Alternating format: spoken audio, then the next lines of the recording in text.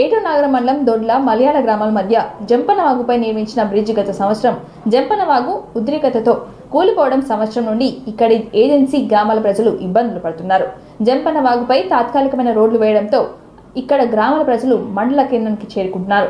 2 రోజులకు కురిసిన భారీ వర్షాలకు ఎగువ ప్రాంతానికి నుంచి వరద నీరు పెరగడంతో వాగులో తాత్కాలికంగా పోసిన రోడ్లు కూలిపోయాయి. దీంతో వాగుపై రాకపోకలు నిలిచిపోయాయి.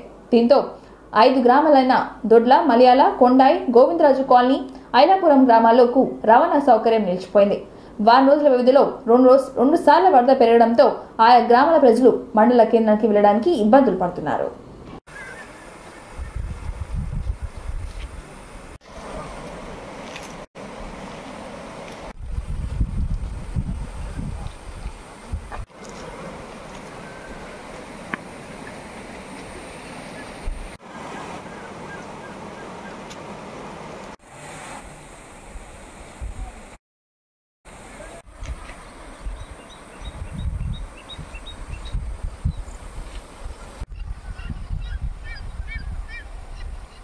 చెల్పూరు కరకపల్లి కొట్టపోయిందిగా ఆ నీళ్ళని వచ్చి ఇళ్ళకి వచ్చి